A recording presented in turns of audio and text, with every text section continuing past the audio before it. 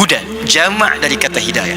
Jadi kalau sudah berbicara tentang hudan, berarti semua ragam jenis hidayah ini terkumpul dalam kalimat ini. Di sini ada solusi, di sini ada jalan keluar yang mudah, di sini ada bimbingan kesuksesan. Artinya apa? Isi Al-Quran itu ketika diturunkan oleh Allah kepada Nabi Muhammad SAW dalam masa kurang lebih 23 tahun itu, dari Al-Fatihah sampai An-Nas, bukan bacaan biasa, tapi semuanya ada bimbingan kehidupan, ada panduan hidup, ada pedoman hidup yang memberikan solusi, kemudahan, kesuksesan pada semua aktiviti kita yang kita jalani sampai berpulang kepada Allah. Itulah Al-Quran. Saya nak beri contoh dari mulai lahir sampai wafat. Pertama, mula masa dalam kandungan. Bagaimana di kandungan tu, dalam kandungan lemah jadi berat, terlahir anaknya menjadi soleh. Apa tuntunan dalam Al-Qurannya? Kita buka Quran surah ke-7 ayat 189. Keadaan janinnya bisa dibuka di Quran surah ke-22 ayat yang kelima. Detilnya di Quran surah ke-23 dari ayat 9 sampai dengan ayat ke-11-nya. Kemudian dia terlahir. Saat melahirkan, apa tugas pertama seorang ibu yang baru melahirkan dan tugas ayah yang baru mendapatkan anugerah anak? Disebutkan bimbingannya di Quran surah kedua ayat 233. Lalu dia tumbuh, diberikan ASI, diberikan susunya sampai dengan usia 2 tahun sempurnanya. Apa bimbingan yang pertama diberikan pada masa itu? 2 tahun sampai menjelang balik.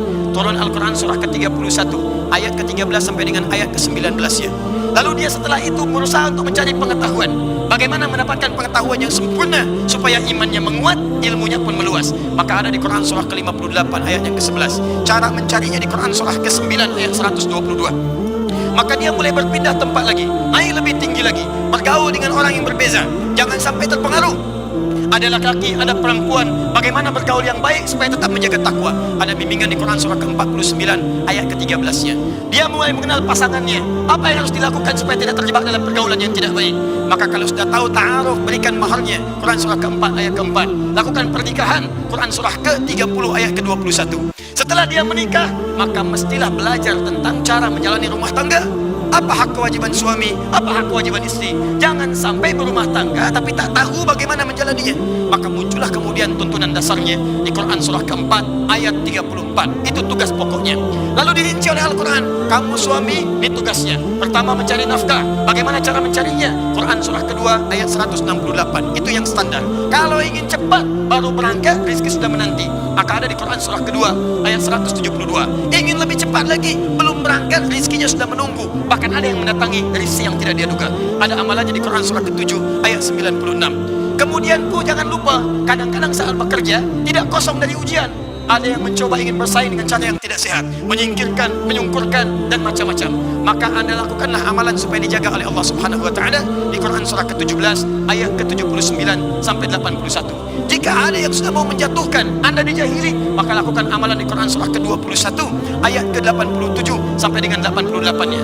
Bagaimana tugas seorang istri di rumah?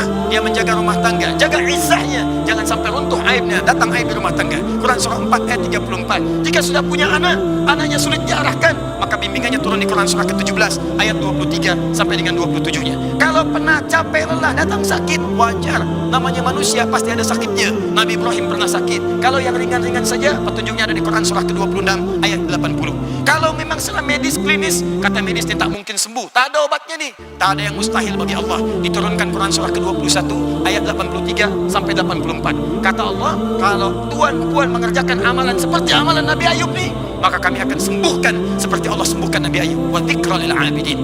Naik lagi. Tuan sukses bekerja. Bagaimana cara mensyukuri nikmatnya supaya nikmat itu terjaga? Bertambah lagi, tambah lagi. Maka formulanya ada di Quran surah ke-14 ayat yang ke-7. Kalaulah ada tahadiat, tantangan, hambatan, maka bersabar. Cara pertama, identifikasi masalahnya supaya bisa kita selesaikan. Maka identifikasinya dari yang kecil, menengah, besar ada di Quran surah kedua ayat 214. Rinciannya ada di Quran surah kedua ayat 155 sampai dengan 157. Solusinya ada di Quran surah ketiga ayat 142. Naik lagi. Usia 40 tahun. Tuan-puan masih hidup, ada anak-anak, orang tua masih ada. Kata Allah, engkau harus bersyukur kepadaku dengan berbakti kepada kedua orang tuamu. Boleh jadi kesuksesan itu bukan karena kerja kerasmu, tapi bapakmu dulu yang bekerja peluh keringatnya, ibuku yang dulu malam tahajud bangun menangis kepadaku, memohon ya Allah, jangan sampai anakku seperti aku. berikan kesuksesan kepadanya. Maka berdoalah, bimbingan doanya ada di Quran surah ke-46 ayat ke-15. Semakin sepuh, semakin sepuh, semakin sepuh. Jangan dikira kemudian semakin tua akan hidup kembali. Tidak. Anda pasti akan kedatangan apa yang disebut dengan maut. Quran surah ketiga ayat 185. Yang membawa maut itu namanya malakul maut. Quran surah ke-32 ayat yang ke-11. Anda harus kenal dengan malakul maut. Kalau tak kenal, maka Anda tak akan siap untuk kembali kepadanya. Kalau Anda kenal, maka siapkan amalan saat dia datang. Kita siap. Apa di antara amalannya? Dipanggil dengan indah di Quran surah 89 ayat ke-27 sampai ayat ke-30. Kalau tak percaya, abai dengan dunia, sila. Allah sampaikan Anda nanti hidupnya saat akan wafat akan sulit, bahkan dipukuli oleh malaikat. Quran surah ke-8 ayat ke-50. Tak percaya? Sila.